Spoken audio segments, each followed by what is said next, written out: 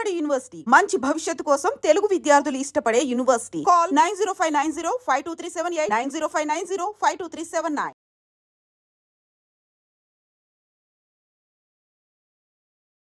ఛత్తీస్గఢ్, తెలంగాణ, జార్ఖండ్, ఒడిశా, మహారాష్ట్ర రాష్ట్రాల్లో రాష్ట్ర ప్రభుత్వాలు శాంతి చర్చల పేరిట ముందుకొస్తే మేము సిద్ధంగా ఉన్నాం అంటూ మావోయిస్టు పార్టీలో అభయ్ అనే పేరు మీద లేఖ.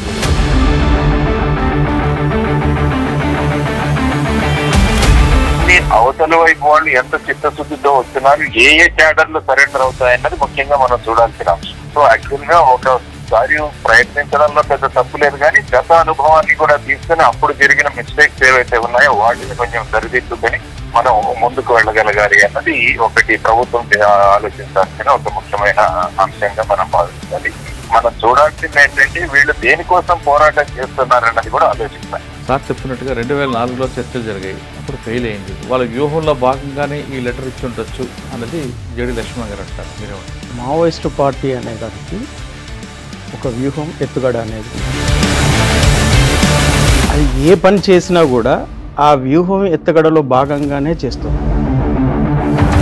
గతంలో 2004 చర్చలప్పుడు అప్పుడు పార్టీ ఏ విధంగా డిసైడ్ చేసింది? ఆ 2004 ప్రాంతంలో అప్పటికి మేము తీవ్రమైనటువంటి అక్కడ వెపన్స్ మ్యానుఫ్యాక్చరింగ్ కూడా అప్పటికే జరుగుతూ ఉంది. ఆ టైంలోనే నేను రాకెట్ లాంచర్లు టెస్టింగ్ అనేది నల్లమల్లో చేస్తున్నాను. ఆ రోజు కూడా విపరీతమైనటువంటి నిర్బంధం పెరిగిపోయింది. వ్యతిరేకించలేదా? అంటే చర్చలు అనేది అవసరం. ఈ భారత ప్రజలకు అవసరం ఎంతవరకు ఉందనేది ప్రజలకు చెప్పాల్సిన అవసరం కూడా ఉంది. కానీ అప్పటికే మీరు రాకెట్ లాంచర్ రెడీ చేశారు కాబట్టి చర్చలు కానీ వెళ్తే ఒకవేళ సక్సెస్ అయితే ఇవన్నీ కూడా వేస్ట్ అవుతాయని ఎప్పుడు అనుకోలేదా మీరు? సాయుధ పోరాటం విరమించడం అనే ప్రాతిపదిక మీద చర్చలు నిర్వహించలేదు. ఆ రోజు ఏం జరిగింది అనేది మీకు బాగా గుర్తుందా? అందరూ తుపాకులు తీసుకొని యూనిఫామ్ తీసుకొని, ఎందుకంటే మేము అక్కడే ఉన్నాం, నల్లమలలోనే ఉన్నాం కాబట్టి ఇదంతా. అయితే ఎందుకంటే మేము లీడర్షిప్ కాబట్టి మేము కొద్దిగా రహస్యంగా ఉండేవాళ్ళం. అందరూ అన్ని విషయాలలో జోక్యం చేసుకోవాలి. Welcome to iDream. శాంతి చర్చల పేరిట మావోయిస్టు పార్టీ విడుదల చేసిన లేఖపై ఈరోజు మన డిస్కషన్. ప్రధానంగా ఛత్తీస్గఢ్, తెలంగాణ, జార్ఖండ్, ఒడిశా, మహారాష్ట్ర రాష్ట్రాల్లో రాష్ట్ర ప్రభుత్వాలు శాంతి చర్చల పేరిట ముందుకొస్తే మేము సిద్ధంగా ఉన్నాం అంటూ మావోయిస్టు పార్టీలో అభయ్ అనే పేరు మీద లేఖ విడుదలైంది. ఆ లేఖ ఫేక్ అంటూ కొంతమంది అంటే, కాదు ఒరిజినల్ అంటూ మరికొంతమంది అంటున్నారు. ఏదేమైనా సరే ఫేకా, డూప్లికేటా, ఒరిజినల్ పక్కన పెడితే నిజంగానే మావోయిస్టు పార్టీ లేఖ విడుదల చేస్తే దానికి అందరూ కూడా స్వాగతిస్తున్నారు. ఎందుకంటే ఒకవైపు పోలీసులు, మరోవైపు మావోయిస్టుల మధ్య నలిగిపోతున్న ఆదివాసులకి రక్షణ కోసం ఈ చర్చలు అనేది ప్రధానంగా ముగురుతుంది. ముఖ్యంగా చెప్పాలంటే దండకారణ్యంలో రక్తపు మరకలు పూర్తిగా తగ్గిపోతాయి, మరోవైపు పోలీసుల కాల్పుల మూత కూడా ఆగిపోతుందని దీని ప్రధాన అంశం. అయితే వచ్చిన లేఖపై ఒకవేళ లేఖ వచ్చి చర్చలకు వస్తే అటు పార్టీకి నష్టమా, లేదా ప్రభుత్వానికి లాభమా, లేదు ఆదివాసులకి లాభం జరుగుతుందా అనే అంశంపై మనతో మాట్లాడడానికి మావోయిస్టు పార్టీ టెక్ మధు ప్రస్తుతం అంటున్నారు. ఆయన మావోయిస్టు పార్టీలో దీర్ఘకాలంగా పనిచేసి తర్వాత కొన్ని అనివార్య కారణాల బయటకు వచ్చారు. టెక్ మధుకి చాలా విషయాలు దండకార్యంలో తెలుసు కాబట్టి టెక్ మధు దండకార్యంతో పాటు నల్లమల కూడా పనిచేశారు. ఆ ప్రాంతంలో ఎలాగ సమస్యలు ఉన్నాయి, ఆదివాసులు ఎదుర్కొంటున్న సమస్యలు ఏంటి, ఒకవేళ శాంతి చర్చల పేరు మీద ముందుకు వస్తే ఆదివాసులకు ఎలాంటి లాభం జరుగుతుంది విషయం టెక్ మధు గారు వస్తున్నారు. దాంతోపాటు మహారాష్ట్రలో గతంలో పనిచేసి వీఆర్ఎస్ తీసుకున్న ఐపీఎస్ అధికారి జేడి లక్ష్మణ్ గారు కూడా ఫోన్ లైన్లో జాయిన్ అవుతున్నారు. వీళ్ళిద్దరిని అడిగి చర్చల పేరిట రావడం అనేది ముందుగా వెల్కమ్ చేద్దామా, లేదు దీనికి ఏదైనా ఒక వ్యూహంలో భాగంగా పార్టీ ఈ విధంగా చేస్తుందన్న విషయాల్ని వీళ్ళిద్దరిని అడిగి తెలుసుకుందాం. ముందుగా మధు గారు నమస్తే. మధు గారు నమస్తే అన్న. నమస్తే అన్న. మావోయిస్టు పార్టీకి టెక్ మధు అనగానే ఇంకా మీకు తెలియనివారు ఎవరు లేరు, ఇటు పార్టీలో కానీ, ఇటు బయట కానీ, అటు పోలీసులు కానీ. మీరు నల్లమలలో ప్రారంభించిన దండకార్యం అంతా కూడా మీకు ఏఓపి కానీ మీ పాదాల అడుగులు ఇప్పటికీ కనిపిస్తుంటాయి. పార్టీ నుంచి బయటకు వచ్చిన తర్వాత కూడా మీరు మిలిట్స్ కార్యక్రమం మీద రైతులందరి దగ్గర తీసుకురావడం, ఆదివాసుల్లో వాళ్ళు కూడా ఆర్థికంగా నిలబడడానికి చేస్తున్న కార్యక్రమం భరోసా చాలా చక్కగా వెళ్తుంది. అందులో భాగంగా మీరు దండకార్యం తిరుగుతున్నారు. కానీ ఇప్పుడు కూడా కొన్ని ప్రాంతాల్లో సమస్యలు కనిపిస్తుంటాయి. ఏఓబి అవ్వచ్చు, దండకార్యం అవ్వచ్చు, లేదంటే అబుజ్మాడ్ ఆ ప్రాంతంలో. ఇప్పుడు చర్చల పేరు మీద రావడం వెనక ఆ ఉద్దేశం అనేది వ్యూహంలో భాగంగా అనుకోవచ్చా, లేదు పార్టీ లీగలైజ్ చేయడానికి అనుకోవచ్చా, లేదు నిజంగానే పార్టీ ముందుకొచ్చి అక్కడ ఉన్న ఆదివాసీలకి, గోండీలకి వీళ్ళందరూ కూడా బాగు కోసం ప్రభుత్వంతో చేతులు కలపడానికి ఒక ప్రయత్నం అనుకోవచ్చా? మీరేమంటారు? ఇక్కడ ఒక విషయాన్ని మనం బాగా అర్థం చేసుకోవాల్సిన అవసరం ఉంది. మావోయిస్టు పార్టీకి ఒక సిద్ధాంతము, వ్యూహం, ఎత్తుగడలనేటి దాని మీదనే అది ఆధారపడి పనిచేస్తుంటుంది. కాబట్టి చర్చలు అనే విషయానికి వచ్చేటప్పుడు వ్యూహం, ఎత్తుగడల్లో భాగంగానే అది చర్చల ప్రతిపాదన చేస్తుంటారు. మన విషయానికి వచ్చేసరికి ప్రస్తుతం మనతో మాట్లాడడానికి జేడి లక్ష్మణ్ గారు ఉన్నారు. సార్ నమస్తే అండి. నమస్తే అండి. సార్, మావోయిస్టు పార్టీ చర్చల పేరు మీద ఒక లేఖ విడుదల చేసింది, ఆ విషయం మీకు తెలుసు. అది మనం స్వాగతించాలా, లేదు వ్యూహంలో భాగంగా పార్టీ ఈ లేఖను విడుదల అని మనం భావించాలండి? ఎలా ఉంటుందంటే ప్రస్తుతం భారతదేశంలో ఇప్పుడు కేవలం 6 జిల్లాల్లో మాత్రమే మావోయిస్టుల ప్రభావితం ఉందని చెప్పేసి మొన్న అమిత్ షా గారు ప్రకటించారు. ఇంతకుముందు 12 జిల్లాల్లో ఉండేది 6 జిల్లాలకైంది. సార్, ఆ తర్వాత ఈ మధ్య కాలంలో మీరు చూస్తే పోలీసు బలగాలు, సిఆర్పిఎఫ్ ఇవన్నీ కూడా ఎన్కౌంటర్లు ఇక్కడ జరుగుతున్నప్పుడు సుమారుగా 20-30 మంది ఒక్కొక్కసారి దీంట్లో క్యాడర్లు కూడా మరణించడం జరుగుతుంది. సార్, దానివల్ల అపారమైన నష్టం ఈ పీడబ్ల్యూజీ అంటే మావోయిస్ట్ వాళ్ళకి క్యాడర్స్ ఏర్పడడం జరిగింది. కాబట్టి సెంట్రల్ కమిటీ వాళ్ళది ఏదైతే ఉందో వారు చర్చల కోసం మేము సిద్ధంగా ఉన్నారని ప్రకటించారని పేపర్లో వచ్చిన వార్త. సార్, సాధారణంగా ఎలా ఉంటుందంటే ఈ మావోయిస్ట్ గ్రూపులన్నీ కూడా సున్ జూ అని ఒక ఆయన రాశాడు పుస్తకం, దాని పేరు ఆర్ట్ ఆఫ్ వార్. ఓకే. ఈ ఆర్ట్ ఆఫ్ వార్ అన్నది చాలా పురాతనమైన గ్రంథం ఇది. ఇందులో ఈ యుద్ధంలో ఏ విధమైన టాక్టిక్స్ ఉపయోగించాలి అన్నది వారు చూస్తే అందులో ఏమంటారంటే ఎప్పుడైతే ఎదుటి వారి బలం చాలా ఎక్కువ ఉంటుందో ఆ టైంలో మనం చాలా తగ్గి ప్రవర్తించాలి. ఓకే. సో ఆ విధమైన వ్యూహంలో ఉంటారు. ఎందుకంటే ఈ విధమైన చర్చలు మీరు తీసుకుంటే భారతదేశంలో ప్రక్రియలు జరిగాయి. మీరు నార్త్ ఈస్ట్ తీసుకున్నా లేకుంటే మిగతా ప్రాంతాల్లో తీసుకున్నా ఈ చర్చలు అన్నవి జరిగాయి. అంతేందుకు మన ఆంధ్రప్రదేశ్ లో కూడా 2000 సంవత్సరం రాజశేఖర రెడ్డి గారు ముఖ్యమంత్రిగా ఉన్నప్పుడు అప్పుడు కూడా పీడబ్ల్యూజీ మరియు ప్రజాశక్తి జనశక్తి గ్రూప్స్ తో కూడా ఈ విధమైన చర్చలు జరిగాయి. 2004లో సార్, 2004వ సంవత్సరాల్లో ఆ టైంలో జరిగింది. సార్ అది ఫెయిల్ అయింది. టైంలో జరిగినప్పుడు అప్పుడు ఏమైందంటే వాళ్ళు కూడా కొన్ని డిమాండ్స్ పెట్టారు. సార్, వాళ్ళ డిమాండ్స్ ముఖ్యంగా అప్పుడు ఏమున్నాయంటే ఈ గ్రూపుల్ని బ్యాన్ చేశారు అప్పుడు. అవునండి.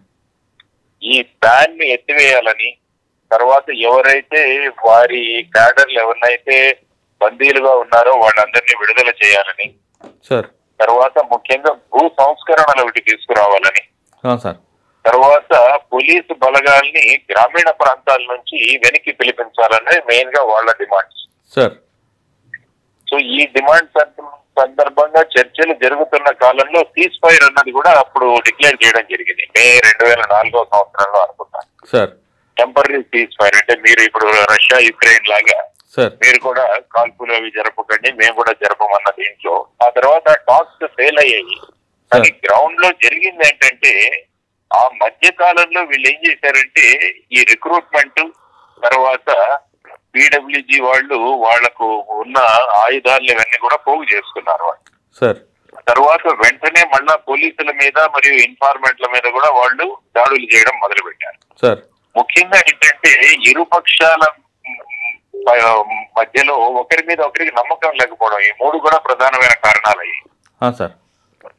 సో ఆ తర్వాత ఏమైందంటే ఈ టాక్స్ అన్నవి 2004 సంవత్సరాల తర్వాత పూర్తిగా అది వెళ్ళిపోయింది. తర్వాత గవర్నమెంట్ కూడా మళ్ళా బ్యాన్ రీఇంపోజ్ చేయడం జరిగింది.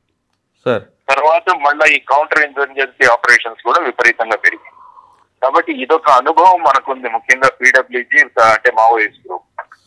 సార్, సో ఈ సందర్భంగా వీరు చేసిన ప్రకటనలో మళ్ళా మునుపటిసారి లాగానే ఏదైనా మళ్ళా బలాన్ని పెంచుకోవడానికి ఒక చిన్న చర్యనా ఇది. ఓకే. వారు ఎంత ఓపెన్ గా వస్తున్నారు అన్నది ఒకటి స్పష్టంగా మనం చూసుకోవాల్సిన అంశం ఇందులో. సార్, ఎందుకంటే ఎప్పుడైనా ఎందుకంటే వాళ్ళు ఒక పర్టికులర్ బిలీఫ్ లోంచి వచ్చారు వాళ్ళు. ఎందుకంటే తుపాకీ power comes from the barrel of the gun అంటారు వాళ్ళు. అవును సార్. తుపాకీ కొట్టడం ద్వారానే మనం రాజ్యాన్ని సాధించాలంట, రాజ్యాధికారాన్ని మనం చేసుకోగలము. తర్వాత మాకు ఎన్నికల మీద మాకు విశ్వాసం లేదు, ఇవన్నీ కూడా వారు మాట్లాడే మాట. సార్, సో ఇప్పుడు యాక్చువల్ గా సెక్యూరిటీ ఫోర్సెస్ భారతదేశంలో చాలా బలంగా ఉన్నాయి. ఇప్పుడు ముఖ్యంగా మీరు చూసుకుంటే ఈ 6 జిల్లాలు కూడా మెయిన్లీ ఛత్తీస్గఢ్, రాష్ట్రాలు, జార్ఖండ్ ఒరిస్సా, ఛత్తీస్గఢ్, జార్ఖండ్ ఈ ప్రాంతాల్లో ఉన్నాయి. సార్ సో దీన్ని అవతల వైపు వాళ్ళు ఎంత చిత్తశుద్ధితో వస్తున్నారు, ఏ క్యాడర్లు సరెండర్ అవుతాయన్నది ముఖ్యంగా మనం చూడాల్సిన అంశం. ఓకే. అంటే ముఖ్యంగా వాళ్ళ మెయిన్ లీడర్ గణపతి అని ఉన్నారు, ఆయన వస్తున్నాడా టాక్స్ కోసం, ఎవరు వస్తారు, తర్వాత వాళ్ళు వెపన్ సరెండర్ చేస్తారా, ఇవన్నీ కూడా చూడాల్సిన అంశం.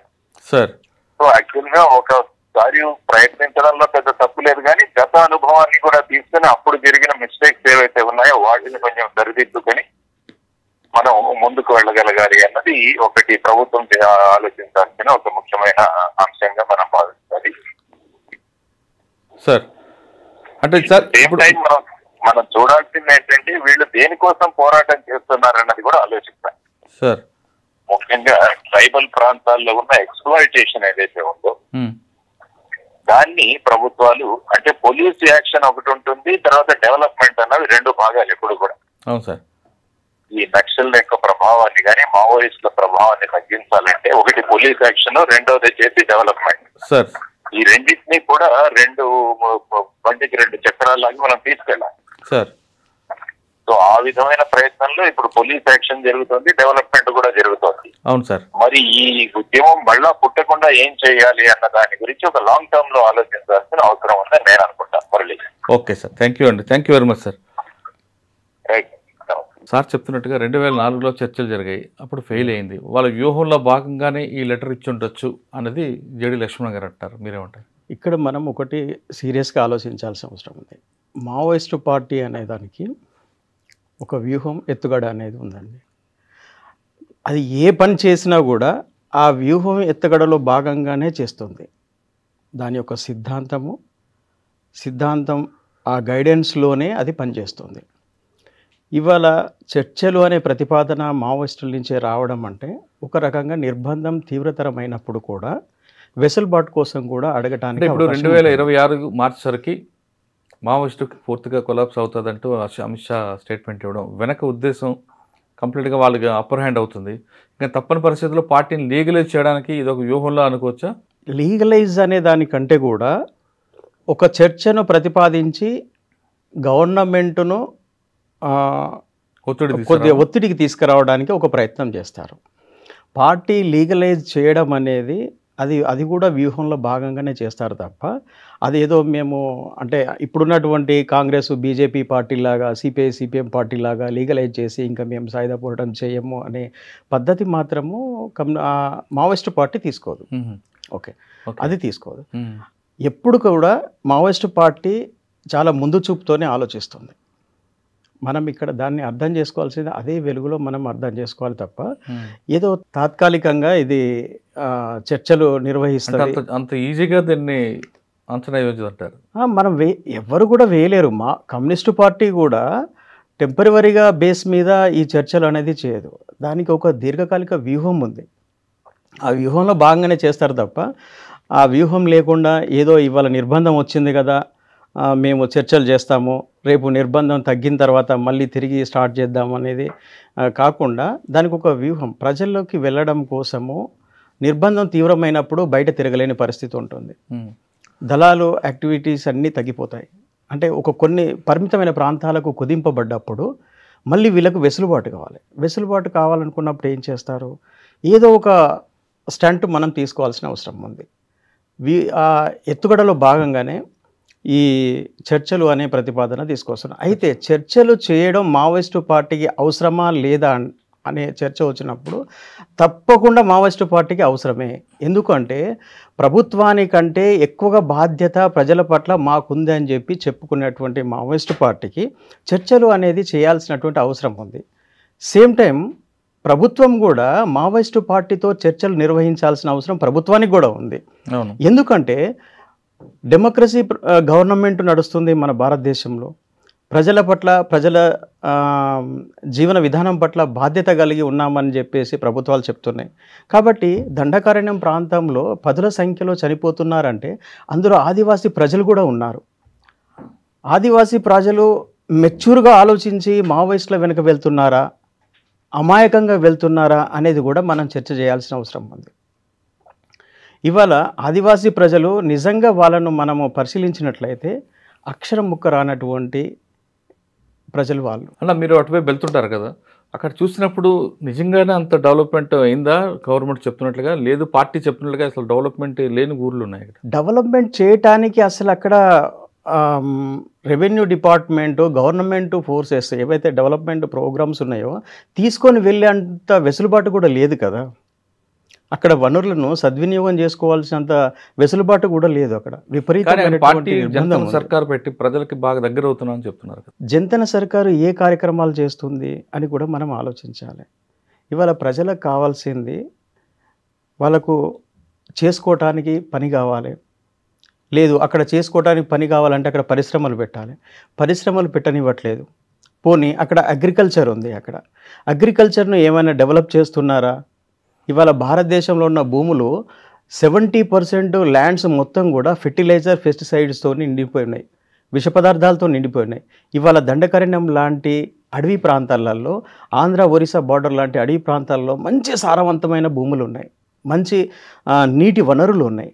వాటిని ఉపయోగించి ప్రజలకు కావాల్సినటువంటి వ్యవసాయాన్ని, ఆ వనరులను ఏమైనా అభివృద్ధి చేశారా? జంతన సర్కార్లో ఎంత మేరకు అక్కడ అభివృద్ధి జరిగిందనేది మనం అంటే వాళ్ళు చెప్పే వర్షన్ ఏంటంటే, అభివృద్ధి అంటే సెల్ ఫోన్ టవర్లు, రోడ్స్, టీవీలు, మొబైల్ ఫోన్స్ కావు కదా, ప్రజలకి మౌలిక సదుపాయాలు కల్పించే జంతన సర్కార్ ఉంది. అదేవిధంగా రైతులను చైతన్యపరచడం, రైతులకు పంటలు పండించడం, కమర్షియల్ క్రాప్స్ తీసుకెళ్ళడం జంతన సర్కార్ ముందుంది. వాళ్ళకు కూడా మేము విద్య నేర్పుతున్నామని చెప్తున్నారు. అన్నా ఇవాళ భారతదేశంలో ఇది ఒక మధ్య భారతం, ఇది దండకారణ్య ప్రాంతం అనేది కూడా భారతదేశంలోనే ఒక కడుపులో ఒక బొడ్డులాగా ఉంది.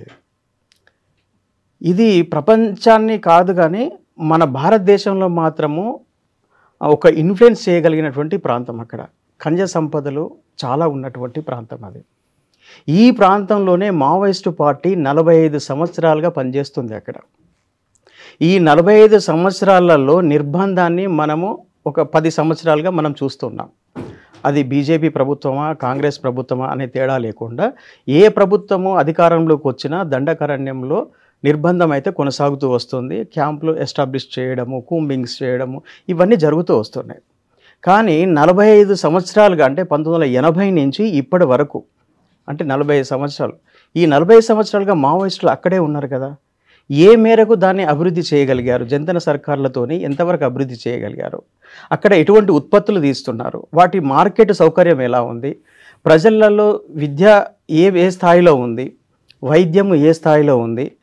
వాళ్ళ డెవలప్మెంట్ ఏ స్థాయిలో ఉంది? దాన్ని మనం చూడాల్సిన అవసరం ఉంది.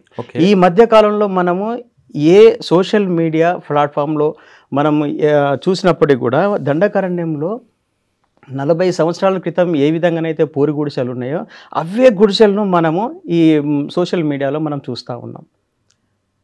అంటే అభివృద్ధి జంతన సర్కారు నాయకత్వంలో అభివృద్ధి జరిగుంటే అక్కడ వస్తున్నటువంటి ఉత్పత్తిని ఎక్కడ విక్రయిస్తున్నారు? దాని మార్కెట్ ఎక్కడ ఉంది? ఎటువంటి పంటలు అక్కడ పండిస్తున్నారు? ఖనిజ సంపదల గురించి నేను మాట్లాడట్లేదు, కానీ ప్రజలకు కావలసినటువంటి ఆహార ఉత్పత్తి అనేది, వ్యవసాయ రంగం అనేది అక్కడ ఎంతవరకు అభివృద్ధి అయింది? అది మావోయిస్టు పార్టీ దానికోసం ఏం చర్యలు తీసుకుంది? అంటే అక్కడ పండించిన పంటని ఇంటి ఖమ్మం సరిహద్దు కానీ లేదంటే ఛత్తీస్గఢ్ ప్రాంతాలు పంపించి అమ్మి అక్కడ ఒక మంచి మార్కెట్ కూడా చేస్తున్నాం. దానికి కావాల్సిన రేటు అంటే రైతులకు గిట్టుబాటు ధర కూడా మేమే నిర్ణయిస్తున్నాం అని చెప్తున్నారు. అన్న ఇప్పుడు ఛత్తీస్గఢ్ అబోజ్మడు ప్రాంతం నుంచి మన కుంటా ప్రాంతం వరకు తీసుకుంటే దగ్గర 350 కిలోమీటర్లు ఉంటుందండి. ఈ 350 కిలోమీటర్ల పరిధిలో ఎన్ని మార్కెట్ యార్డులు ఉన్నాయి? ఎంతమంది ఆదివాసులు ఆ మార్కెట్ యార్డ్కి వస్తున్నారు? వారు పండించినటువంటి పంటకు గిట్టుబాటు ధర ఎక్కడ వస్తుంది? ఇప్పుడు ఏదో బార్డర్ విలేజ్ని మనం చూసుకొని మనం ఇదే అభివృద్ధి అని మనం అనలేము. వాస్తవానికి ఇప్పుడు మీరు చెప్తున్నటువంటి ఖమ్మము, భద్రాచలము, మనుగురు ఈ పరిసర ప్రాంతాలలో మిర్చి విపరీతంగా పండిస్తారు.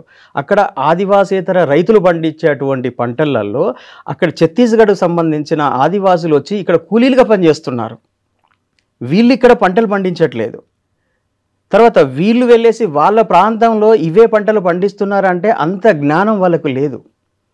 వాళ్ళు కూలీలుగా పనిచేయడం వరకే వాళ్ళ జ్ఞానం ఉంది తప్ప వాళ్ళు పంటలు పండించి అక్కడ భూములను సారవంతం చేసి అక్కడ అగ్రికల్చర్ని డెవలప్ చేసే అంత మెచ్యూర్ మైండ్ వాళ్ళకు లేదు. అది కల్పించాల్సిన బాధ్యత ఎవరికి ఉంది? వాళ్ళ పార్టీ మీద ఉంది. మావోయిస్టు పార్టీ 45 ఏళ్ళుగా అక్కడ ఉన్నది కాబట్టి అక్కడ అగ్రికల్చర్ను అభివృద్ధి చేయాల్సినటువంటి అవసరం ఉంది. సేమ్ టైం గవర్నమెంట్ కూడా చేయాలి. ఎందుకంటే గవర్నమెంట్ అన్ని ఈక్వల్గా అభివృద్ధి చేయాల్సిన అవసరం గవర్నమెంట్ మీద ఉంది. అన్ని రాష్ట్రాలను సమానంగా చూడాల్సిన అవసరం ఉంది. అన్ని ప్రాంతాలను చూడాల్సిన అవసరం ఉంది. ఇవాళ ఐటీడీఏ ఒకటి ప్రత్యేకంగా ఆదివాసుల కోసం పెట్టారు. ఐటీడీఏతోని ఎంతవరకు అగ్రికల్చర్ని వాళ్ళు డెవలప్ చేశారు, అక్కడ ప్రభుత్వాలు ఎంతవరకు చర్యలు తీసుకున్నాయి. మావోయిస్టు పార్టీ కూడా గవర్నమెంట్ ఇస్తున్నటువంటి కొన్ని సబ్సిడీ పథకాలని కానీ కొన్ని ఫెసిలిటీస్ని కానీ ఆదివాసుల్ని వాడుకొని అభివృద్ధి చెందే విధంగా వాళ్ళు ప్రోత్సహించడం కూడా లేదు. అక్కడ అలా ప్రోత్సహించేది ఉంటే ఇవాళ ఆదివాసీ ఐటీడీఏ ద్వారా వచ్చిన నిధులు ఇంకా ఏ సంస్థకు రావట్లేదు. అంటే ఇప్పుడు చర్చల గురించి కాకుండా గతంలో 2004 చర్చలు అప్పుడు మీరు అప్పటికి లాక్డౌన్ అంటారు, ఇప్పుడు అండర్ గ్రౌండ్లోనే ఉన్నారు. ఓకే, అప్పుడు పార్టీ ఏ విధంగా డిసైడ్ చేసిందండి? అన్న ఆ రోజుల్లో వస్తుంది ప్రభుత్వం మన దగ్గరికి వెళ్తున్నాం, వెపన్స్ ఇచ్చి వెళ్తున్నాం కాబట్టి ఆ ప్రక్రియ ఎంత జరిగిందండి? నా ఒకటి ఆ 2004 ప్రాంతంలో అప్పటికి మేము తీవ్రమైనటువంటి నిర్బంధాన్ని నల్లమల ఉన్నారా? అప్పుడు నల్లమలలోనే ఉన్నాను నేను. ఆ టైంలోనే మేము చెన్నైలో 2002లోనే మేము ఫ్యాక్టరీ ఓపెన్ చేసాము. అక్కడ వెపన్స్ మ్యానుఫ్యాక్చరింగ్ కూడా అప్పటికే జరుగుతూ ఉంది. 2004లో ఆ టైంలోనే నేను రాకెట్ లాంచర్లు టెస్టింగ్ అనేది నల్లమలలో చేస్తున్నాను. అక్కడ ఈ సంధి కాలంలోనే విపరీతమైనటువంటి మేము యాక్టివిటీస్ అక్కడ అంటే మా వ్యూహంలో భాగంగానే చర్చలు జరుగుతున్నాయని నేను ఫస్టే చెప్పాను. ఆ రోజు కూడా విపరీతమైనటువంటి నిర్బంధం పెరిగిపోయింది. దళాలు ఫ్రీగా తిరగలేని పరిస్థితులు ఉన్నాయని మీకు ఎప్పుడు తెలిసింది చర్చలకు వెళ్తున్నారు అని? అంటే 2004లోనే, అంటే మేము ఎప్పుడు కమ్యూనికేషన్లో ఉంటాం కాబట్టి మాకు వెంటనే తెలుస్తూ ఉంది. నల్లమల్ల సెంట్రల్ పాయింట్ వ్యతిరేకించలేదా? అంటే చర్చలు అనేది అవసరం. ఆ రోజు చర్చలు అనేది అవసరమే. అది ఎందుకు అంటే మావోయిస్టు పార్టీ ఉద్యమము ఏ పంతా మీద చేస్తుంది, ఈ భారత ప్రజలకు మా అవసరం ఎంతవరకు ఉందనేది ప్రజలకు చెప్పాల్సిన అవసరం కూడా ఉంది. ఎందుకంటే అప్పటికి 20 ఏళ్ళుగా నిర్బంధాన్ని ఎదుర్కొంటూ వస్తుంది పార్టీ. ఓపెన్ మీటింగ్స్ పెట్టేటువంటి వెసులుబాటు లేదు. కొత్తగా వచ్చినటువంటి యూత్కు, అంటే 80లో ఉండే యూత్కు 90లో ఉండే యూత్కు మా రాజకీయాలు చెప్పగలిగాము. అప్పట్లో రైతు కూలి మహాసభలు వరంగల్లో ఏర్పాటు చేసినప్పుడు లక్షలలో ప్రజలు వచ్చారు, చెప్పాము. ఆ తర్వాత 2004 వచ్చేసరికి ఈ 14 సంవత్సరాల పీరియడ్లో పార్టీ రాజకీయాలు అనేది నిర్బంధాన్ని ఒకటే చూస్తూ ఉన్నారు ప్రజలంతా. కానీ రాజకీయాలు చెప్పేవాళ్ళు ఎవరు లేరు. ఎందుకంటే ఆ వెసులుబాటు లేని పరిస్థితి ఉంది. విపరీతమైనటువంటి నిర్బంధం ఉంది, కూంబింగ్స్ ఉన్నాయి. ఎక్కడ మేము రాజకీయాలు చెప్పే అవసరం ఉంది? కాబట్టి కొంత వెసులుబాటు కావాలి. ఈ నిర్బంధం నుంచి ప్రజలు కూడా అయ్యో కొంచెం ఫ్రీడమ్ ఉంటే బాగుండు కదా అనే ఒక ఆలోచన ప్రజలు కూడా చేస్తూ ఉన్నారు. ఆ టైంలో చర్చలు జరపడము. కానీ అప్పటికే మీరు రాకెట్ లాంచర్ రెడీ చేశారు కాబట్టి చర్చలు కానీ వెళ్తే ఒకవేళ సక్సెస్ అయితే ఇవన్నీ కూడా వేస్ట్ అవుతాయని ఎప్పుడు అనుకోలేదా మీరు? చర్చలు అంటే సాయుధ పోరాటాన్ని విరమించడానికి చర్చలు చేయలేదు కదా. మీరు ఇక్కడ బాగా గమనించాలి. మీరు సాయుధ పోరాటం విరమించడం అనే ప్రాతిపదిక మీద చర్చలు నిర్వహించలేదు. అక్కడ నిర్బంధము, ఎన్కౌంటర్సు ఇవన్నీ జరుగుతున్నాయి కాబట్టి పౌరస్పందన వేదిక వాళ్ళు, ప్రభుత్వము, మావోయిస్టులు ఇద్దరు కూర్చొని చర్చలు జరిపి ఈ సమస్యకు శాంతియుత పరిష్కారం ఆలోచించాలని ఒక ప్రతిపాదన ముందుకు తీసుకొచ్చినప్పుడు అప్పుడున్నటువంటి రాజశేఖర్ రెడ్డి గారు, ఇటు మావోయిస్టు పార్టీ కలిసి ఒక చర్చల వేదిక అనేది నిర్వహించారు. ఆ చర్చల్లో ఏమి ఎజెండా వచ్చింది అనేది చాలా ప్రాముఖ్యత కలిగిన విషయం. చర్చల కోసం బయటకు వచ్చినప్పుడు నల్లమల దగ్గర మీరు ఎక్కడ ఉన్నారు? అప్పుడు నేను నల్లమలలోనే ఉన్నాను. కానీ మీకు పిలవలేదా? అంటే మేము మా సెక్షన్ వేరుగా ఉంటుంది. ఎందుకంటే మాది ఆర్మ్స్ మ్యానుఫ్యాక్చరింగ్ సెక్షన్ మాది. మేము ఇంటీరియర్లో ఉంటాము. ఈ పొలిటికల్ వింగ్ ఇదంతా, ఈ చర్చలు నిర్వహించేది అంతా కూడా పొలిటికల్ పార్టీ చూసుకుంటుంది. మేము తీసుకోలేదు వాళ్ళు. అంటే మేము ఆ రోజున్న పరిస్థితుల్లో డెఫినెట్లీ మా అభిప్రాయాన్ని మేము చెప్పాము. చర్చలను మనము ప్రచారానికి ఉపయోగించుకోవాలి. ప్రజలలో విస్తృతమైనటువంటి సంబంధాలు నెలకొల్పుకోవటానికి, పార్టీని విస్తరించడానికి ఇది ఉపయోగించుకోవాలనేది అప్పుడు మాకున్నటువంటి అవగాహన. మేము మా పార్టీ రాష్ట్ర కమిటీ ముందు మేము అదే ప్రతిపాదన పెట్టాము. అప్పుడు రామకృష్ణ ఉన్నారు, శాఖమూరి అప్పారావు ఉన్నారు, తర్వాత గణపతి గారు కూడా అదే టైంలో వచ్చారు. వారు అంటే అంతకు ముందు వచ్చారు, కాకపోతే సెంట్రల్ కమిటీ వాళ్ళు కూడా, అప్పుడు ఆజాద్ గారు చనిపోయారు, ఆయన కూడా అక్కడే ఉన్నారు. అప్పుడు మేమందరం గ్రూప్ డిస్కషన్స్ ఇవన్నీ చేసినప్పుడు చర్చలలో మనకు ఒక లాభం అనేది ఉండాలి. లాభం ఏంటిది? ఫస్ట్ లాభం వచ్చేసి కొంచెం ఫ్రీడమ్ కావాలి, ప్రజల్లోకి వెళ్ళాలి, మీటింగ్స్ పెట్టాలి, మన రాజకీయాలని విస్తృతంగా ప్రచారం చేయాలి. ప్రజలలో మన పార్టీ నిర్మాణాన్ని ఎస్టాబ్లిష్ చేయాలి. ఇది అప్పుడున్నటువంటి మా కరెక్టే. కానీ అప్పటికి సెంట్రల్ కమిటీ నుంచి గణపతన్న వీళ్ళందరూ వచ్చారు కదా, వాళ్ళు ఎందుకు బయటికి రాకుండా వీళ్ళని పంపారు? శాఖమార్ ఆర్కే గారికి, తర్వాత అమ్మారావు వీళ్ళందరూ కలిసి వచ్చారు. అయితే అప్పుడు సెంట్రల్ కమిటీ అనే దానికి వాళ్ళు రావచ్చు, కానీ అప్పుడు స్టేట్ గవర్నమెంట్ చర్చలు నిర్వహించింది, సెంట్రల్ గవర్నమెంట్ కాదు. ఆ రోజు state government, Andhra Pradesh state government నిర్వహించింది. కాబట్టి ఇక్కడ ఉన్నటువంటి ఆంధ్రప్రదేశ్ స్టేట్ కమిటీ, అప్పుడు తెలంగాణ స్టేట్ కమిటీ ఉంది, ఆంధ్రప్రదేశ్ స్టేట్ కమిటీ ఉంది. ఈ 2 కమిటీల నుంచి ప్రతినిధులను తీసుకొని వచ్చి ఆ ప్రతినిధులు రాష్ట్ర ప్రభుత్వంతో చర్చలు జరపడం జరిగింది. ఆ రోజు ఏం జరిగింది అనేది మీకు బాగా గుర్తుందా? అందరూ తుపాకులు తీసుకొని యూనిఫామ్ వేసుకొని, ఎందుకంటే మేము అక్కడే ఉన్నాం, నల్లమలలోనే ఉన్నాం కాబట్టి. అయితే మేము అంటే ఆ రోజు ఏం జరిగిందని, ఎక్కడ కలవాలనుకున్నారు, ఎక్కడ రావాలనుకున్నారు? అది మా మిసెస్ దాంట్లో చర్చల్లో పాటు ఆమె కూడా చర్చలు చేయడానికి ఇక్కడ మంజీరా గెస్ట్ హౌస్కి వచ్చారు. ఆమెకు బాగా తెలిసి ఉంటుంది, ఎందుకంటే మేము లీడర్షిప్ కాబట్టి మేము కొద్దిగా రహస్యంగా ఉండేవాళ్ళం. అందరూ అన్ని విషయాలలో జోక్యం చేసుకోరు. ఇది పొలిటికల్ వింగ్ డీల్ చేస్తుంది కాబట్టి వాళ్ళు చూసుకుంటారు. ఓకే, లోపలికి వచ్చారు, చర్చలు ఫెయిల్ అయిపోయిన విషయం మీకు ఇప్పుడు తెలుసు? ఫెయిల్ అవుతుందని మాకు ముందే తెలుసండి. మాకు ఆ రోజు చర్చలు సఫలమవుతాయి అనేది మేము చర్చలు స్టార్ట్ చేయలేదు. ఎందుకంటే మావోయిస్టు పార్టీ విధానం వేరు, ప్రభుత్వం యొక్క విధానం వేరు. రాజ్యాంగానికి పూర్తి భిన్నమైన ఆలోచన మావోయిస్టు పార్టీది. ఎందుకంటే కొత్త రాజ్యాంగాన్ని తీసుకురావాలనేది మావోయిస్టు పార్టీ. నూతన ప్రజాస్వామిక విప్లవం విజయవంతం చేయాలంటే ఇప్పుడున్నటువంటి ప్రజాస్వామిక ప్రభుత్వాన్ని పడగొట్టాల్సిన అవసరం ఉంది. కాబట్టి దాంతోనే మేము చర్చలు చేసి ఏం సాధిస్తాము? ఆ రోజు మాకు వెరీ క్లారిటీ, ఈ చర్చల ద్వారా ఏమీ కాదనేది కూడా తెలుసు. కానీ కొంత వెసులుబాటు కావాలి, నిర్బంధాన్ని తట్టుకునే పరిస్థితి అప్పుడు లేదు. ప్రజలు కూడా అప్పుడు 6 months అయితే ఉందండి. 6 months వెసులుబాటు సమయంలో పార్టీ ఏ విధంగా బలోపేతమైందండి? పార్టీ బలోపేతము ఎంత జరిగిందో నష్టం కూడా అంతే జరిగింది. నష్టం ఎలా జరిగింది? కొత్తగా రిక్రూట్మెంట్లు బాగా పెరిగినాయి ఆ టైంలో. తర్వాత ఒక 6 నెలల్లో విపరీతమైన ఎన్కౌంటర్ జరిగినాయి. ఎందుకంటే అందులో కోవర్టులు రావడము, చాలా గ్రామాలలో డిపార్ట్మెంట్ కూడా వాళ్ళ నెట్వర్క్ను వాళ్ళు అభివృద్ధి చేసుకోవడం, ఇదంతా జరిగింది. ఎందుకంటే మేము గ్రామాలకు ఎలా వెళ్ళాము, పోలీసు వాళ్ళు కూడా అలాగే రావడం అనేది జరిగింది. కాబట్టి నెట్వర్క్ ఇద్దరికి ఈక్వల్గానే అది అవకాశాలు కల్పించింది. మీకు లాభం, వాళ్ళకి లాభం జరిగింది. అల్టిమేట్గా నష్టం మాత్రం మావోయిస్టు పార్టీకే జరిగింది, పోలీసులకు లేదు. ఎందుకంటే పోలీసు వ్యవస్థను మేము అంచనా వేయటంలో ఎప్పుడు కూడా ఫెయిల్ అవుతూనే ఉన్నాము. ఈరోజు కూడా మావోయిస్టు పార్టీ కూడా పోలీసు వ్యవస్థను, మన భారత బలగాల యొక్క శక్తి సామర్థ్యాలు, తర్వాత ఇక్కడ ఫోర్స్కు ఉన్నటువంటి శక్తి సామర్థ్యాలు అంచనా వేయటంలో ఈరోజు కూడా ఫెయిల్యూర్. అని ఇప్పుడు ఈ చర్చల విషయంకి వస్తే, గతంలో 1977లో కొండపల్లి సీతారామయ్య గారు కూడా ఇదే విధంగా ముందుకు తీసుకొచ్చినప్పుడు కొంతమంది వ్యతిరేకించారు. అప్పుడు అంటే అదే ఫార్మాట్ని ఇప్పుడు మళ్ళీ తీసుకొచ్చినట్లే మనం అలాగా అనుకోలేం. కానీ కొండపల్లి సీతారామయ్యకు చాలా ముందు చూపు ఉందండి. ఆయనే చాలా గొప్ప నాయకుడు. వాస్తవానికి ఈ భారతదేశంలో విప్లవాన్ని మళ్ళీ విజయవంతం చేయటానికి రూపకల్పన చేసిన దాంట్లో అతను ప్రధానమైనటువంటి అగ్రగామి నాయకుడు. ఆయనను పోల్చదగిన నాయకుడు ఇంకొకరు లేరు. ఆయన లేకపోతే పార్టీ లేదు కదా. లేదు. ఇంకోటి ఇక్కడ మనం ఆలోచించాల్సిన విషయం ఏంటంటే, ఆయన ప్రజల నాడి తెలిసినటువంటి నాయకుడు, ఆయన ప్రభుత్వం నాడి కూడా తెలిసినటువంటి నాయకుడు. అతను ఏ సమయంలో ఎటువంటి మనము వ్యూహం ఎత్తుగడలు అవలంబించాలని అది తెలిసినటువంటి నాయకుడు ఆయన. మూస పద్ధతిలో పోయే ఇది కాదు ఆయన. ఎందుకంటే ప్రభుత్వం యొక్క శక్తి సామర్థ్యాలు ఆయనకు తెలుసు, పార్టీ యొక్క శక్తి సామర్థ్యాలు తెలుసు. 77 వచ్చేటప్పటికి పార్టీ నక్సల్ బరిలో కానీ శ్రీకాకుళంలో కానీ విపరీతమైనటువంటి నష్టాలను చవి చూసింది. Emergency time. ఈ సమయంలో మనము సాయుధ పోరాటం చేయడం వల్ల ఎంతవరకు మనం సక్సెస్ అవుతాం మనం, ఎందుకంటే అప్పటికి ఎమర్జెన్సీ చూశారు వీళ్ళు. కాబట్టి ఈ టైంలో మనం సాయుధ పోరాటం చేయడం కరెక్ట్ కాదు అని అనుకున్నాడు ఆయన.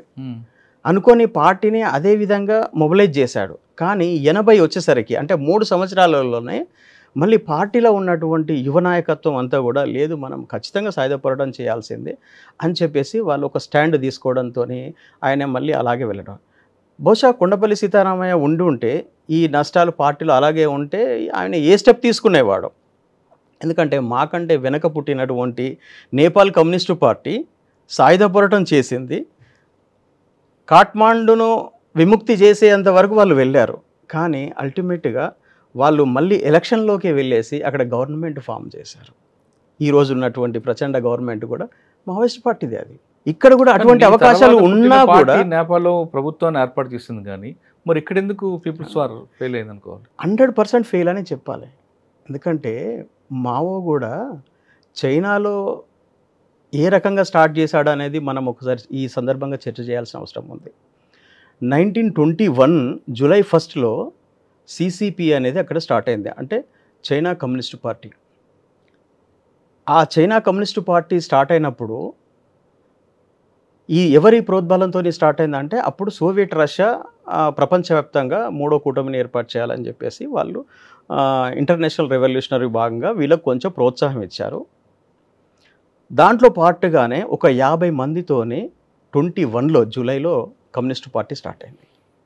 KMT అని చైనాలో ఒక పార్టీ ఉంది అప్పుడు, అంటే షాంఘై షేక్ సంబంధించిన పార్టీ. అది అంటే కోమ్టోంగ్ అని దాని ఒక పార్టీ పేరు. అది కోమ్టోంగ్ నేషనలిస్ట్ పార్టీ. అది ఈ కోమ్టోంగ్ పార్టీ, KMT పార్టీ, ఈ CCP పార్టీ, ఈ రెండు కలిసి చైనా కోసం పనిచేసినాయి. అవి ఎప్పటి వరకు పనిచేసినాయి? 21లో స్టార్ట్ అయితే 27 వరకు ఈ రెండు కలిసి చైనా అభివృద్ధి కోసం పనిచేసినటువంటి పార్టీలు ఈ రెండు. కాలక్రమంలో ఏమైందంటే రష్యా ఏం చేసింది, సోవియట్ యూనియన్ రష్యా ఏం చేసిందంటే ప్రపంచవ్యాప్తంగా కమ్యూనిజాన్ని విస్తరించాల్సిన అవసరం ఉంది, కాబట్టి మీరు KMT పార్టీకి మీరు ఇచ్చే మద్దతును ఉపసంహరించుకోండి అని చెప్పేసి వాళ్ళు. ఎందుకంటే అప్పుడు సెకండ్ వరల్డ్ వార్కు ఇంకా సిద్ధం కాలేదు, 27లో అన్నట్టు. అప్పటికి కొంచెం అన్ని చోట్ల యుద్ధాలు జరుగుతున్నాయి. జర్మనీ వచ్చేసి రష్యా వైపు దాని బలగాలను ఇచ్చేస్తుంది. ఈ టైంలో వచ్చేసి ఏంటంటే మీరు చైనాలో KMTతో కలిసి మీరు పనిచేయకండి, మీరు సపరేట్గా మీరు పనిచేయండి అని చెప్పి అన్నారు. అప్పుడు తీన్మేర్ స్క్వేర్ దగ్గర విద్యార్థులు, కొన్ని లక్షల మంది విద్యార్థులు వచ్చేసి అక్కడ కమ్యూనిస్టు పార్టీకి సంబంధించి నినాదాలు చేస్తూ ఒక పార్టీని ఎస్టాబ్లిషన్ ఇవన్నీ జరిగినాయి అన్నట్టు. అయితే మీకు ఆశ్చర్యం ఏంటంటే 21లోనే వీళ్ళు చైనా మొత్తాన్ని కమ్యూనిస్టు పార్టీ విస్తరింపజేశారు. వాళ్ళు విస్తరింపజేశారు. 38కు వచ్చేటప్పటికి KMT పార్టీ విపరీతమైనటువంటి నిర్బంధాలను తీసుకొచ్చింది. సైన్యాలతోని మావోయిస్టు పార్టీ మీద దాడులు చేయడం చేసింది అన్నట్టు. ఆ దాడుల నుంచి రక్షించుకోవడం కోసము మావో లాంగ్ మార్చ్ అనేది ఒక పాదయాత్ర మొదలుపెట్టాడు. ఇప్పుడు మనం గాంధీగూడ సత్యాగ్రహం పాదయాత్ర చేసినట్టు, రాజశేఖర రెడ్డి పాదయాత్ర చేసినట్టు అప్పుడు లాంగ్ మార్చ్ చేశాడు మావో. 9000 కిలోమీటర్లు లాంగ్ మార్చ్ చేశాడు ఆయన. 370 రోజులు ఏకధాటిగా వాళ్ళు, రోడ్లు లేవు, ఏం లేవు, అడవులలోకి వెళ్ళి 9000 కిలోమీటర్లు లాంగ్ మార్చ్ చేశారు.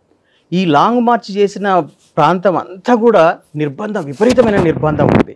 అయితే ప్రతి చోట గ్రామాలలో వీళ్ళ కమిటీలు అప్పటికే ఉన్నాయి వీళ్ళకి. ఎందుకంటే కమ్యూనిస్టు పార్టీ చైనా మొత్తం విస్తరించి ఉంది అప్పటికి. ఆ విస్తరించి ఉండడం వల్ల లాంగ్ మార్చ్ చేయడం అనేది ఈజీ అయిపోయింది. కానీ ఇవాళ భారతదేశంలో మావోయిస్టు పార్టీ భారతదేశం మొత్తం విస్తరించి లేదు. కేవలము తెలంగాణ, ఆంధ్రప్రదేశ్, ఒరిస్సా, ఛత్తీస్గఢ్, జార్ఖండ్, బీహార్ లాంటి కొన్ని పాకెట్లలో మాత్రమే ఉంది. అసలు ఆంధ్రప్రదేశ్లో అసలు లేదే కదండి. లేదు. అయితే మావోయిస్టు పార్టీ చైనాలో 9 కోట్ల మంది సభ్యత్వం కలిగి ఉంది. ఓకే. లాంగ్ మార్చ్ చేసేటప్పటికి మావోయిస్టు పార్టీ 9 కోట్ల మంది పార్టీ సభ్యులను కలిగి ఉంది.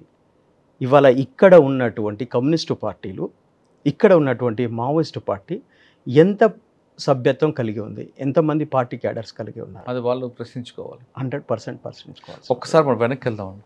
2004లో వెసులుబాటు వచ్చిన తర్వాత మీ వైపు నష్టం జరిగింది, పార్టీ వైపు.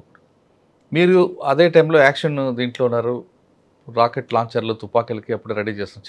చెన్నైలో ఫ్యాక్టరీ పెట్టడం, టవర్స్ పెడతామని మార్కాపురం మీదుగా తీసుకురావడం, ఒక డంపు అంతా సరి చేశారు. చర్చలు ఫెయిల్ అయిన తర్వాత టెక్ మధు గారు చేసిన ఫస్ట్ ఆపరేషన్ ఏంటి? అంటే మేము రాకెట్ లాంచర్స్ అప్పటికి మోటార్స్ రాకెట్ లాంచర్స్ డెవలప్ చేస్తున్నాము. వాటిని ట్రాన్స్పోర్టేషన్ చేసాము. అది ట్రాన్స్పోర్టేషన్ చేసి అవి మీరు చేసిన మెటీరియల్ ఫస్ట్ యూజ్ చేసింది ఎక్కడ? చర్చల తర్వాత, చర్చలు ఫెయిల్ అయిన తర్వాత బండ్ల కూడా ఏదో పోలీస్ స్టేషన్ ఉంటుంది, దాని మీద ఒక 2-3 ఫైర్ చేయడం జరిగింది. రాకెట్ లాంచర్ తర్వాత టెస్టింగ్ అంతా కూడా నల్లమలలోనే జరిగింది మాది. 100% అది సక్సెస్ఫుల్ వెపన్, అది కానీ దాంట్లో మరి డౌటే లేదు. ఫెయిల్ ఎందుకు అయింది? ఫెయిల్ అంటే దాడి చేసే వాళ్ళు చేసే వాళ్ళ సామర్థ్యం మీద ఆధారపడి ఉంటుంది. ఇప్పుడు రాకెట్ లాంచర్ ఒకటే దాన్ని బ్లాస్ట్ చేయలేదు కదా, వీళ్ళ మూమెంట్ కూడా ఉంటుంది. అది జస్ట్ దాన్ని డిస్టర్బ్ చేయడం కోసమే అది చేశారు. ఎన్ని మీటర్ల వరకు వెళ్తుందండి? అంటే నేను చేసింది అయితేనో 500 to 1000 మీటర్స్ అండి. అంటే 1000 మీటర్ అంటే మోర్ దెన్ 1 కిలోమీటర్ అన్నట్టు. కానీ ఆ చర్చలు తర్వాత టెక్ మధ్య AK-47 కూడా రెడీ చేయాలని అనుకున్నారు. 100% నేనుంటే చేసేవాడిని అది. 100% దాని AK-47 చెప్పడం అంత బ్రహ్మ విద్య ఏం కాదు. అది నాకున్న టెక్నాలజీ, నాకున్న సామర్థ్యాన్ని దృష్టిలో పెట్టుకుంటే నేను వెరీ ఈజీగా నేను చేయగలుగుతాను. ఆగిపోయి ఉంటే అప్పుడు ఆర్టిలరీ వెపన్స్ చేయాలనేది ప్రధాన ఎజెండాగా ఉంది. అందుకే 2 inch మోటార్స్ని డెవలప్ చేశాం కదా, రాకెట్ లాంచర్ని చేశాము. చాలా అద్భుతమైన టెక్నాలజీ దాంట్లో మేము వాడాము. కాకపోతే నాకు ఇష్టం లేక నేను పార్టీ నుంచి బయటకు వచ్చాను. కానీ ఒకవేళ నేను అక్కడే ఉంటే డెఫినెట్లీ పార్టీలో మంచి వెపన్సే ఉండేది. పార్టీ అంటే AK-47తో పాటు ఇంకేమైనా ప్లాన్ ఉంటుంది మీ దగ్గర? AK-47 అది SLRలు అంత మంచి వెపన్ కాదండి. AK-47కు మించినటువంటి వెపన్ ఇంకొకటి లేదు ప్రపంచంలో. అంత ఈజీ మెకానిజం వేరే ఏముండదు, చేయటానికి కూడా వెరీ ఈజీ అన్నట్టు. ఎందుకంటే అదంతా ఫ్యాబ్రికేటెడ్ షీట్ మెటల్ అన్నట్టు, వెరీ ఈజీ. ఒకసారి డై డెవలప్ చేసినామంటే బాడీ అంతా మనం ఇది చేసుకోవచ్చు. ఆ కాక్రాట్స్, ఫైరింగ్ పిన్ అవన్నీ పెద్దగా ఇది కాదు. గ్రూస్ చేయడం అప్పటికి మేము ఇంకా స్టార్ట్ కాలేదు, కానీ అది మేము చేయగలిగే వాళ్ళమే. మేము వాస్తవానికి మా వ్యూహం ఎత్తుగడలలో ఇంకా కొంచెం దీర్ఘకాలికం అనుకొని మొత్తం పార్టీని కొంతవైపు లీగలైజ్ చేసి ఎస్టాబ్లిష్మెంట్ చేసి ఉంటే ఇంకా వేరే రకంగా ఉండేది. అయితే ఇప్పుడు ఇంత సీరియస్ సాయుధ పోరాటం చేయాల్సిన అవసరం లేదనేది ఆ రోజుల్లో మాకు తెలియదు. మా ఆ రోజున్న నాయకత్వానికి కూడా ఈ రోజున్న నాయకత్వానికి కూడా ఇంత సీరియస్ స్ట్రగుల్ అవసరమా అనేది చర్చ అనేది ఆ రోజు చేయలేదు. అప్పుడు ఏంటంటే నాయకుడు చెప్పాడు కదా మేము చేయాలని చెప్పేసి అలా ఉన్నాము. కానీ ఈ పరిణామాలు ఎటుపోతున్నాయి అంటే అంచనా వేయడము, యుద్ధాన్ని అంచనా వేయడంలో మావోయిస్టు పార్టీ ఆ రోజు ఈ రోజు ఫెయిల్ అవుతూనే వస్తుంది. ఎందుకంటే మన శక్తి సామర్థ్యాల మీద మనకు అంచనా లేకపోతే శత్రువుని ఎలాగ నువ్వు అంచనా వేయగలుగుతావు? కరెక్ట్. ఎందుకంటే భారత సైన్యము చాలా విశాలమైనటువంటి సైన్యం, ఇది చాలా శక్తి సామర్థ్యాలు కలిగినటువంటి సైన్యం. ఇప్పుడు AI టెక్నాలజీ వచ్చిన తర్వాత నా ప్రమేయం లేకుండానే నా ఇన్ఫర్మేషన్ ఇంకొకరి దగ్గర చేరుతుంది. తర్వాత GPRS సిస్టమ్ ద్వారా ఒక స్పూన్ను నేల మీద వేసి అది ప్రపంచంలో ఎక్కడి నుంచైనా నువ్వు దాన్ని అబ్జర్వేషన్ చేయొచ్చు, దాన్ని జూమ్ చేసి చూడవచ్చు. కాబట్టి ఇవాళ దండకారణ్యంలో ఉన్నటువంటి మావోయిస్ట్ పార్టీని ఐడెంటిఫై చేయడంలో పెద్ద ఇన్ఫార్మర్ నెట్వర్క్ ఉండాల్సిన అవసరం. థర్మల్ పవర్ ఉంది అడవిలో, ఎక్కడ ఉన్నా సరే దాని మూమెంట్ బట్టి మనం AI టెక్నాలజీ చాలా అద్భుతమైనటువంటి డెవలప్మెంట్ అయినప్పటికీ కూడా ఇటువంటి యాక్టివిటీస్ను కంట్రోల్ చేయటంలో అది కీలకమైన పాత్ర. ఇవాళ అన్ని ప్రభుత్వాలు కూడా చాలా ఎక్కువగా దానికి ఖర్చు పెట్టేసి దాన్ని వినియోగిస్తున్నాయి. ఇవాళ ఇజ్రాయెల్ చూడండి, అది అంటే ఇజ్రాయెల్ వరకు కాకుండా ప్రస్తుత పరిస్థితికి వద్దాం. శాంతి చర్చల పేరిట ముందుకు వస్తే ప్రభుత్వం కానీ ఒకవేళ వస్తే ఏ విధంగా ఉండిపోతుంది? ఒకవేళ ప్రభుత్వం నిరాకరిస్తే పార్టీ లైన్ ఎలాగుంటుంది? పార్టీ లైన్ అనేది ఇప్పుడు వాళ్ళు చర్చలని అంటున్నారండి. ఖచ్చితంగా చర్చలు నిర్వహించాల్సిన అవసరమే ఉంది. అది మావోయిస్టు పార్టీకి ఎక్కువ అవసరం చర్చలు అనేవి. ఎందుకంటే ప్రజల పట్ల బాధ్యత కలిగిన లెటర్ తెలంగాణ గవర్నమెంట్ నుంచి, తెలంగాణ రాష్ట్రం నుంచి వెళ్ళింది కాబట్టి కేవలం తెలంగాణతోనే చర్చలు ఉంటాయా, లేదా అన్ని రాష్ట్రాలతో కూడా చర్చలు జరుపుతారా? అది మావోయిస్టు పార్టీ ఫెయిల్యూర్ అండి. ఎందుకంటే దేశవ్యాప్తంగా పార్టీని నిర్మించినప్పుడు దేశ రాజధానిలో కూడా ఒక బలమైనటువంటి వింగ్ ఉండాల్సిన అవసరం ఉంది. దురదృష్టం ఏంటంటే దానికి హెడ్ క్వార్టర్ హైదరాబాద్ ఉంది. మావోయిస్టు పార్టీ దేశవ్యాప్త పార్టీకి హెడ్ క్వార్టర్ హైదరాబాద్లో ఉంది.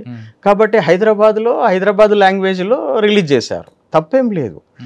ఎవరు రిలీజ్ చేసినా మావోయిస్టు పార్టీ ఆ లెటర్ మాది కాదు అని చెప్పి స్టేట్మెంట్ ఇవ్వలేదు కదా. ఇవ్వనప్పుడు అది పార్టీ లెటర్గానే మనం తీసుకోవచ్చు. అది ఎక్కడి నుంచి వచ్చింది ఏంటిదనే దానికంటే చర్చలు అనేది అవసరము. అది మావోయిస్టు పార్టీకి అవసరమే, ప్రభుత్వానికి కూడా అవసరమే. ఎందుకంటే అక్కడ అమాయక ప్రజలు చనిపోతున్నారు. ఆ లెటర్లో ఒక అంశం, ఒక పాయింట్ రాశారు వాళ్ళు. అంటే 300 అంటే ఒక 100 మందిలో 30 మంది అమాయక ప్రజలు చనిపోతున్నారని చెప్పి మెన్షన్ చేశారు. అంటే 30 మంది ఆ అమాయక ప్రజల గురించి చర్చలు చేయాల్సిన అవసరం ఉంది. కరెక్ట్, ప్రభుత్వం చేయాలి చర్చలు. ఎందుకంటే వాళ్ళని సేవ్ చేయాల్సిన అవసరం నీకుంది కదా. అవును. అమాయకమైన ప్రజలు ఆ ప్రలోభాలకు గురైపోయి వాళ్ళతోనే ఉన్నప్పుడు ఎన్కౌంటర్ జరిగినప్పుడు వాళ్ళతో పాటు వీళ్ళు కూడా చనిపోతున్నారు. కరెక్ట్. కాబట్టి నువ్వేం చేయాలి, ప్రభుత్వం ఏం చేయాలి, మావోయిస్టు నుంచి ప్రజలను వేరు చేయాలి. వేరు చేసి నువ్వు చర్చలు జరుపు వాళ్ళతోనే. తుపాకులు ఎందుకు పట్టుకున్నారు, ఏ అభివృద్ధి కోసం పట్టుకున్నారు మీరు, ఇద్దరం కలిసి అభివృద్ధి చేద్దాం రాండి అని చెప్పేసి ప్రభుత్వం కూడా పిలవాలి. మావోయిస్టు పార్టీ కూడా ఏంటంటే ఈ కండిషన్స్ పెట్టడం కాదు, నిరంతరం చర్చల ప్రక్రియ జరుపుతూనే ఉండాలి ప్రభుత్వంతో. దేని మీద జరపాలి, అభివృద్ధి మీద జరపాలి. ఈ దేశంలో అభివృద్ధి ఎలా జరగాలి, ఈ దేశంలో వనరులను ఎలా విభజించాలి, ఎలా వాడుకోవాలి, ఆదివాసీ ప్రజలకు ఎటువంటి మౌలిక సదుపాయాలు కల్పించాలి, వాళ్ళని ఏ విధంగా అభివృద్ధిలోకి తీసుకురావాలి, వనరులను ఏ విధంగా సద్వినియోగం చేసుకోవాలి అనే విషయంలో మావోయిస్ట్ పార్టీ నిరంతరం చర్చ చేయాలి. దానికి కాల్పుల వీరం అనే ఒక ప్రాతిపదిక ఎందుకు పెట్టుకోవాలి? ఇవాళ ప్రజల పక్షాన ఉన్నామన్నట్టు కంటిన్యూ చేస్తుండాలి. అవును, చేయాలి, తప్పేం లేదు అది. ఎందుకంటే ప్రజల పక్షంలో నేనున్నా అని చెప్పి నువ్వు చెప్పుకుంటున్నావు కదా, చెప్పినప్పుడు నీకెందుకు కండిషన్స్? ప్రభుత్వం కూడా దాన్ని అది కూడా ఒక కండిషన్ పెట్టి మేము మొత్తం తుపాకులు వదిలిపెడితేనే మేము చేస్తామని అట్లా కండిషన్ పెట్టి ఉండాల్సిన అవసరం లేదు. సరే, ఇప్పుడు చర్చల పేరిట ఛత్తీస్గఢ్ కానీ జార్ఖండ్ కానీ వెళ్తాం మనం అనుకుంటే తెలంగాణ, కానీ తెలంగాణ కానీ ఛత్తీస్గఢ్లో ఎక్కువ మూమెంట్ ఉంది, కానీ అక్కడ గవర్నమెంట్ తుపాకీలు విడిచిపెట్టి వస్తేనే చర్చలు ఉంటుంది. సరే, ఇక్కడ తుపాకీ అనేది రాజ్యం చేతిలో ఉండాలనేది భారత ప్రభుత్వం యొక్క నియమం అండి. ఈ ఒక మనిషి దగ్గర తుపాకీ ఉందంటే చట్టపరంగా అది నేరం ఇక్కడ. అవును. కాబట్టి ఒక నేరస్తుతో మేము ఎలా చర్చలు నిర్వహించాలనేది ప్రభుత్వం యొక్క అభిప్రాయం అయి ఉండొచ్చు అది. కానీ ఇక్కడ పొలిటికల్ ఎజెండా కూడా ఉంది. పొలిటికల్ ఎజెండా ఉన్నప్పుడు ఇప్పుడు కాశ్మీర్లో టెర్రరిస్టులతోనే చర్చలు చేశారు కదా, అస్సాంలో కూడా చేశారు కదా, నాగాలాండ్ చేశారు కదా. కాబట్టి తప్పేముంది, వాళ్ళు మన ప్రజలే కదా. ఒక మెట్టు ఒక చట్టంలో ఒకటి చెప్తారండి, 100 మంది నేరస్తులు తప్పించుకున్నా పర్వాలేదు కానీ ఒక నిరపరాధికి శిక్ష పడకూడదు అనేది మన చట్టంలో చెప్తుంటారు వాళ్ళు. కాబట్టి ఇప్పుడు 100 మంది మావోయిస్టులను కాపాడడం కోసం కాదు, వాళ్ళ మధ్యలో ఉన్నటువంటి ఆదివాసులను మీరు రక్షించాలి. అంటే ఆ విధంగా చేస్తే ఆదివాసుల మనసులు దగ్గర అవుతారు కదా, ప్రభుత్వం దగ్గర అవుతుంది. ఇది అల్టిమేట్ లాభం అనేది ప్రభుత్వానికి జరుగుతుంది. అయితే ఇక్కడ ఒక విషయం మనం గమనించాలి, మనం సాయుధ పోరాటము ఈ సొసైటీకి అవసరమా లేదా అనేది చర్చ కూడా నిర్వహించాలి. మన భారతదేశానికి, భారత ప్రజలకు సాయుధ పోరాటం యొక్క అవసరం ఉందా లేదా అనే విషయం పట్ల కూడా చర్చ చేయాల్సిన అవసరం ఉంది. కేవలము అక్కడ శాంతిని నెలకొల్పోవడం కోసమే చర్చలు కాదు. అసలు సాయుధ పోరాటం మనకు అవసరమా లేదా, అవసరమైతే ఎట్లా అవసరము, దేనికి అవసరము అనే విషయాన్ని కూడా చర్చ పెట్టాల్సిన అవసరం. మేధావులు ఎందుకు ఈ విషయాన్ని చర్చ లేవనెత్తట్లేదు? శాంతి కావాలి, రైట్, శాంతి కావాలి, కానీ సాయుధ పోరాటం అవసరమా లేదా? ఇవాళ ఈ రాజ్యాంగం ఉంది, ఈ రాజ్యాంగంలో లొసుగులు ఉన్నాయి, లోపాలు ఉన్నాయి, రైట్, ఉన్నాయి. ఉన్న వాటిని ఎలా సరిదిద్దాలి? అన్నిటికీ తుపాకీ అవసరం లేదు కదా. ఎందుకంటే తుపాకీతోనే అన్ని పరిష్కారం చేయగలుగుతాం అనుకుంటే ఇంకా అంతకంటే మూర్ఖత్వం ఏం లేదు. సార్, ఫైనల్గా చెప్పండి, ఒకవేళ తెలంగాణ గవర్నమెంట్ ముందుకు వచ్చింది చర్చలకి, లేదా ఛత్తీస్గఢ్ వచ్చింది, కానీ మిగతా 4 రాష్ట్రాలు రాలేదనుకోండి, అంటే యాక్టివిటీని అక్కడ బంద్ చేస్తారా లేదా మొత్తం చేస్తారా? సార్, ఇప్పుడు అంటే లెటర్ వచ్చింది అబ్బాయి అని స్టేట్ కమిటీ కాబట్టి డీకే నుంచి వచ్చింది, సెంట్రల్ కమిటీ నుంచి రావాలి. సెంట్రల్ కమిటీ నుంచి రావాలంటే హిందీ కానీ ఇంగ్లీష్లో రావాలంటున్నారు కొంతమంది మేధావులు. భారతదేశంలో అన్నీ గుర్తింపు తగిలిన భాషలేనండి ఇవన్నీ. ఎందుకంటే తెలుగు కూడా గుర్తింపు పొందిన భాషనే కదా. ఈ భారతదేశంలో లిపిలలో ఇది ఒక లిపి కదా, ఏ లిపి అయినా వాడుకోవచ్చు, భావ ప్రకటన చేయడానికి ఏ లిపినైనా వాడచ్చు, తప్పులేదు. అయితే ఇక్కడ ఒక విషయం ఏంటంటే, నేను ఇప్పటిదాకా చెప్పాను, చర్చలు అనేది ఎటువైపు నుంచి వచ్చినా ఆహ్వానించదగ్గటువంటి విషయమే. అది మావోయిస్టులు ఖచ్చితంగా రెస్పాండ్ కావాల్సిందే, ప్రభుత్వం కూడా రెస్పాండ్ కావాల్సిందే. ఎందుకంటే ఒక మధ్య భారతం అనేటువంటి ఒక దండకారణ్యము, ఛత్తీస్గఢ్, జార్ఖండ్ అనేటువంటి ప్రాంతము అభివృద్ధికి ఒక 40 సంవత్సరాలుగా నోచుకోలేదు. దాన్ని అభివృద్ధి చేయాలంటే నిజంగా అక్కడ ఉన్నటువంటి సమస్యను పరిష్కరించాల్సిన అవసరం ఉంది. అక్కడ సారవంతమైనటువంటి భూములు ఉన్నాయి, ఆర్గానిక్ ల్యాండ్స్ ఉన్నాయి, అక్కడ మంచి ఆర్గానిక్ వ్యవసాయ ఉత్పత్తులు చేయొచ్చు మనం. ప్రపంచానికి ఇవాళ ఈ రసాయనికమైనటువంటి ఎరువులు కలిగినటువంటి ఆహార పదార్థాలు తిని ఎన్నో అనర్థాలకు గురవుతున్నారు. ఇమ్యూనిటీ పవర్ దెబ్బతింటుంది. కాబట్టి ఇవాళ ప్రభుత్వం అనుకుంటే, మావోయిస్టులు అనుకుంటే అక్కడ ఒక మంచి ఆర్గానిక్ హబ్బును డెవలప్ చేయొచ్చు, మంచి ఉత్పత్తిని చేయొచ్చు, ప్రపంచానికి ఎగుమతి చేయొచ్చు. అక్కడి నుంచి ఆదివాసుల జీవన విధానాన్ని 100 రెట్లు అభివృద్ధి చేయొచ్చు. ఎందుకంటే ఆర్గానిక్ ఉత్పత్తులకు అంత డిమాండ్ ఉంది. అవును. అక్కడ ఖనిజ సంపదే కాదండి, మంచి భూములు ఉన్నాయి, అక్కడ సారవంతమైన భూములు ఉన్నాయి, నీటి వనరులు ఉన్నాయి. అక్కడ ఆ భూములను వినియోగించుకొని, ఎందుకంటే ఇప్పటిదాకా రసాయనాలు వాడలేదు వాళ్ళు. అటువంటి మంచి శ్రేష్టమైనటువంటి సహజ సిద్ధమైనటువంటి సేంద్రియపు భూములు అక్కడ ఉన్నాయి. కాబట్టి అక్కడ ఎంతో ఉత్పత్తి, అక్కడ మానవ వనరులు కూడా ఉన్నాయి. అక్కడ వాటిని అభివృద్ధి చేయడం కోసము ప్రభుత్వము, మావోయిస్టులు చర్చలకు ముందుకు రావాలి, చర్చలు చేయాలి. అక్కడ ప్రజల అభివృద్ధి కోసం ఆలోచించాలి. మావోయిస్టు పార్టీ కూడా ఈ భారతదేశాన్ని అభివృద్ధి చేయడం కోసం వాళ్ళ ప్రణాళికను ముందుకు పెట్టాలి. సాయుధ పోరాట పంతా కాదు. ఆర్థిక అభివృద్ధికి మనం ఎటువంటి అంటే కార్యక్రమాలు తీసుకోవాలనేది కూడా ప్రభుత్వానికి సూచన చేయాల్సిన అవసరం ఉంది. ఎందుకంటే ప్రజలు కదా, ఆదివాసీ ప్రజలు 40 ఏళ్ళుగా వాళ్ళు అదే స్థితిలో ఉన్నారు. వాళ్ళ జీవన విధానం ఎందుకు మెరుగుపడకూడదు? మావోయిస్ట్ పార్టీ ఆ డిమాండ్స్ని పెట్టండి. మీరు అక్కడ మీరు ప్రభుత్వంతో కలిసి పనిచేయండి. మీరు కరెక్ట్ ప్రభుత్వంతో కలిసి పనిచేయాలి. మీరు సాయుధ పోరాటాన్ని విరమిస్తారా లేదా పక్కకు పెట్టండి. ప్రభుత్వంతో కలిసి మీరు అభివృద్ధి పనులు చేయండి. మీరు మీ ఇప్పటివరకు మీ ఆలోచన ఏందో ప్రజలకు కూడా తెలియదు. ఆదివాసీ ప్రజలు చెప్పలేకపోతున్నారు. ఒక బస్టర్ టాకీస్ అనే ఒక ఛానల్లో అతను చాలామందిని గుచ్చి అడుగుతుంటాడు ఆదివాసుల్ని.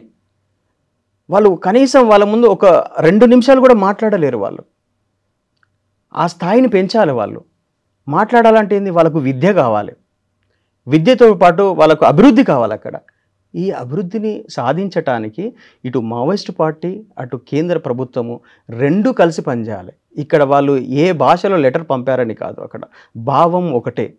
కాబట్టి నువ్వు హిందీ అయినా, తెలుగు అయినా, మరాఠీ అయినా, ఏదైనా కూడా ఒకటే. మరి ఇవాళ శాంతి చర్చలు అనేది కమిటీ ఏదో ఉంది ఇక్కడ హైదరాబాద్లో అని అంటున్నారు.